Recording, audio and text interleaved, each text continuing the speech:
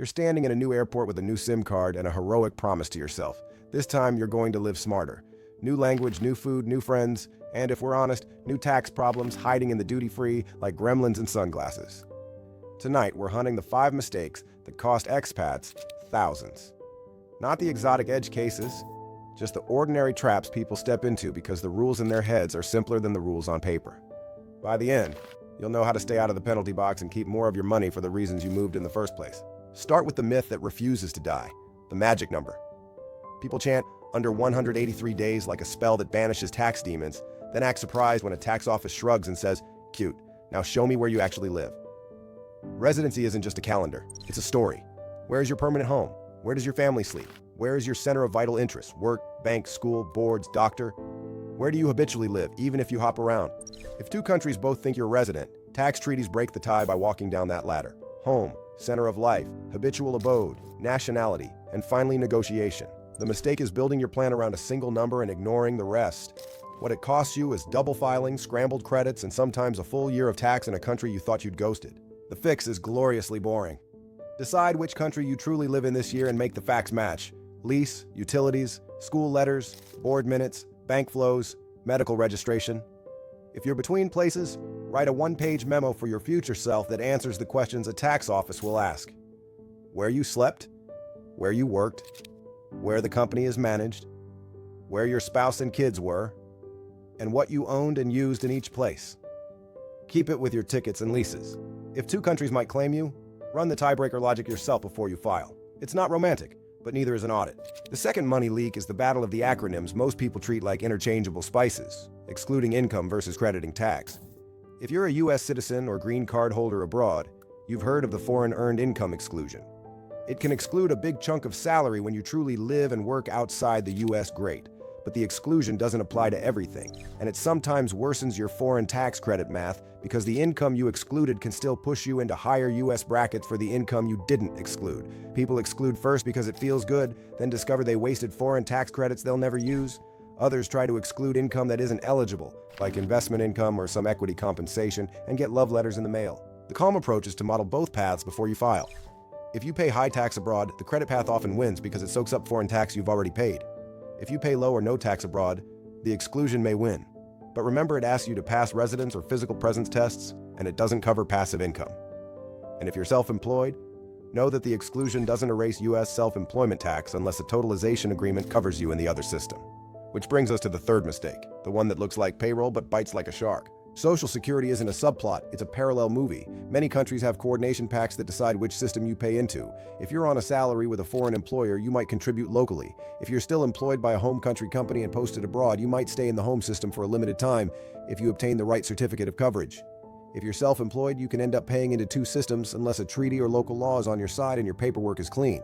Expats skip this step because it isn't glamorous, then discover arrears, interest, and blocked renewals. Payroll audits move faster than income tax audits. They rely on forms and remittances that either exist or don't. Solve it first month. Ask which system you're in under the relevant agreement, get the certificate if you're staying in your home system, or register locally if you're not. If you're self-employed, understand whether your status makes you liable for home country self-employment contributions or the local version, and price that into your invoices.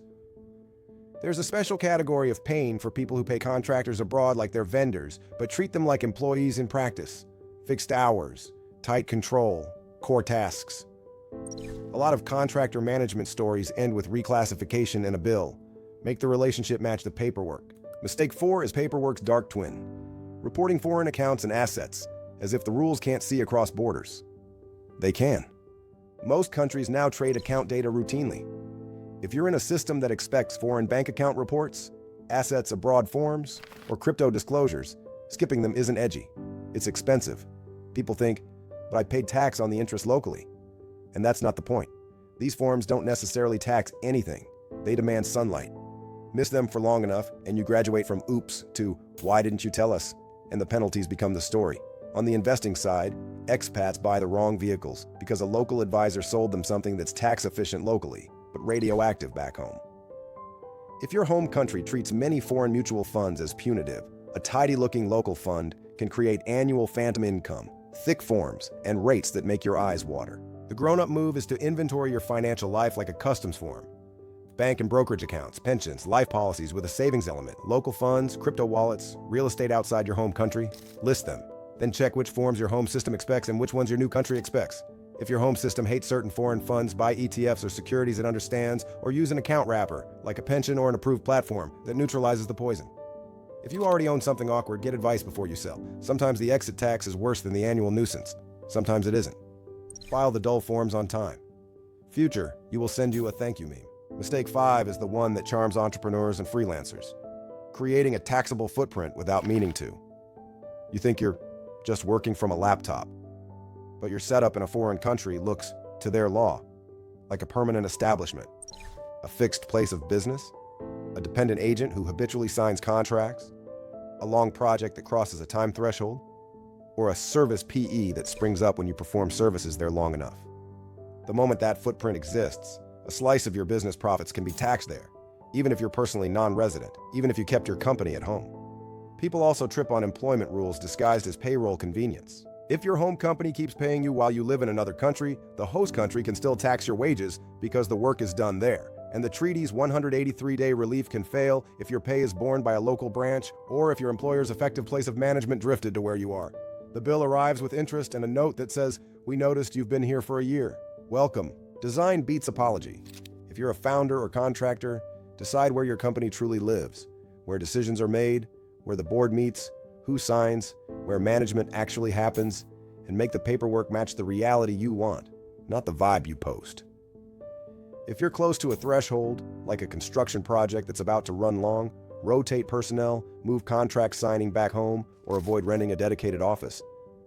If you remotely work for a home employer, check whether payroll needs to register locally, whether withholding must start, and whether a certificate of coverage shields you from double social contributions. If the setup would morph into a local presence, change the setup on purpose, not by accident. Those are the 5 big leaks, but there's a 6th ghost that haunts the edges: timing. Expats pay for bad timing more than for bad math. You sell stock the month before you move from a high-tax country to a lower-tax one. You do a giant retirement conversion in the old state and then move to a no-tax state a month later. You accept severance in January after working the whole previous year somewhere else and discover it's sourced back to the place you hope to forget. You leave a high-tax country without reading the exit tax rules that can treat appreciated assets as sold the day you depart. None of this is a trap if you knew beforehand. All of it is a trap if you didn't. So you build a little ritual that takes less than an hour and saves you thousands. At the start of each year, you map where you plan to live and work month by month. You list 4 things that can't be accidental. When equity awards vest, when you'll sell big assets, when retirement money moves, and when you'll cross any day thresholds that change your status. You check whether your Social Security coverage is settled and whether your payroll is pointed at the right country. You inventory your accounts and make a tiny calendar for the irritating forms that want foreign balances and addresses. Then you write 2 paragraphs in plain language about your year: where you lived, where the company was managed, what you sold, what you earned, where, and which treaty you relied on. It's not for the tax office. It's for you, 9 months later, when you're filing and your memory insists that spring happened in a different order. Let's make it real with a few short movies. You move in June, keep your old apartment just in case, and spend school holidays there because the kids missed the dog park. Your bills still go to the old address because you never updated the bank. In April, you file as a non-resident in the old country and a part-year resident in the new one. The old country notices you still have a furnished home and a child enrolled part of the year. It calls you a resident anyway. You appeal to the treaty. The tiebreaker looks at where your family actually lived, where you kept your home available, and where your life pointed. The bill follows the facts, not your caption. Had you leased the old apartment to someone else and moved the family registration and the bank, your story would have been as clean as your intentions. You're a contractor who spends 90 days a quarter in a third country because the light is perfect and the coffee is cheap. You rent a small office for the vibe and hire a local assistant who sometimes signs for packages, which turns into sometimes signs client agreements, which turns into, we'll close this before you fly. The country's law includes a service permanent establishment if you perform services there for enough days in a year, or if a dependent agent habitually concludes contracts. The audit is short. Your assistant's email signature does most of the work. If you had kept contract signing and negotiation outside the country, avoided a dedicated office, and rotated your presence, you'd still be sipping perfect coffee without a local tax file. You're self-employed and thrilled about an exclusion you read on a forum.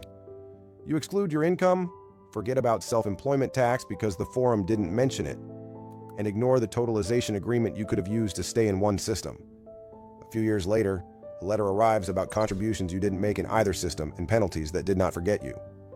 One visit to the Social Security office and one certificate would have re-aimed your contributions and shut the letter up. You open a local brokerage account and buy charming funds your new banker loves. Your home system hates them. On paper, they look like mutual funds. In your tax code, they look like a cursed object. You now owe annual mark-to-market tax on phantom income and a stack of forms that reads like a medieval spell. If you had bought plain vanilla securities or used a wrapper your home system respects, your returns would have looked like returns, not like a cautionary tale. None of this is meant to spook you out of the life you came for. It's meant to make it boring where it should be boring so the rest can be beautiful. Taxes reward clarity. Pick a country and actually live there. When you split a year, respect the calendar down to the day. Before you choose the exclusion, see whether credits fit better. Before you send an invoice, know which social security system you're in. Before you open a local fund, ask whether your home code will scream. Before you call your laptop a company, make sure the law agrees. If you're already tangled, the exit is the same as the plan, just in reverse. Stop adding steps. Write down the facts as they truly are. Ask someone who isn't being paid by the promoter or the past you to look at the mess. Quantify exposure, back tax, interest, penalties, and which parts are fixable with clean filings or voluntary disclosures. Then rebuild the setup you want and live it on purpose.